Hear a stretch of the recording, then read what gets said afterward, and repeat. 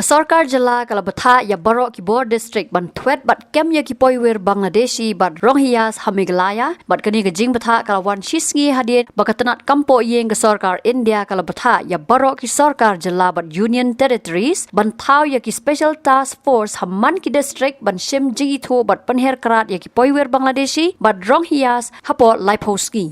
Habakran sikilat pathai khubor usumbut menteri rangba ka jalla ubari pet ya katanat kampo yeng uba preston tensong ulapan pau ka jingsos Skhem dak baong baka kam kalaya chakmat hakabala Bthah ya ki Bor District ban Twet ya ki basuba bat Skhem ya ki. We are on the job.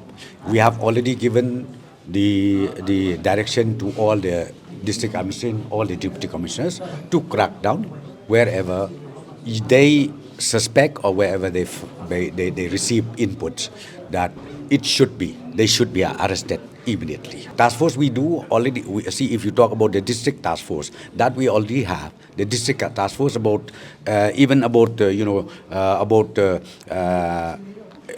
this finding out people who comes to the state who stays in different district. That district task force is already there under the MRSSA Act, which was passed then, and even this district task force is operationalized, and we do have this district task force. But as far as the illegal foreign migration is concerned, we already directed all the district magistrate and the DCs to crack this and put this on priority basis.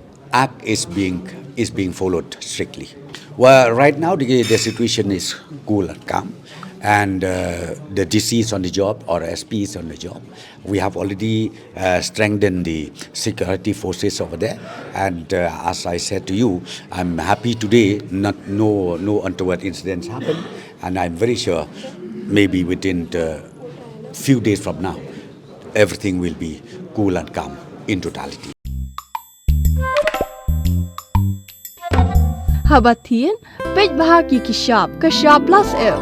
Ka plus F? Hakabam bangibam dunaki eki batte ye kamet. Namar kata habathiru atau khau kamlu ka umpnyang kadut pej ya ka shop plus F haka jingsom. Yaki nutrient kumki vitamin bat ka iron la icon diat bat ka bathau bha kam khta I ka dur jingki mar bam ka jing mat lani ka rukom shed yaki. Balehi banai kita. Kadon ka we ka jing mentoy ba kongsan. Ka kot ka kia. Ka nutrition bakam bha ka jing im bakam bha pendon kam daki mar ba madon ka sharp plus F menta kasni Lawan Ra Shafi Lingba ko office jong Commissionerate of Food Safety Meghalaya.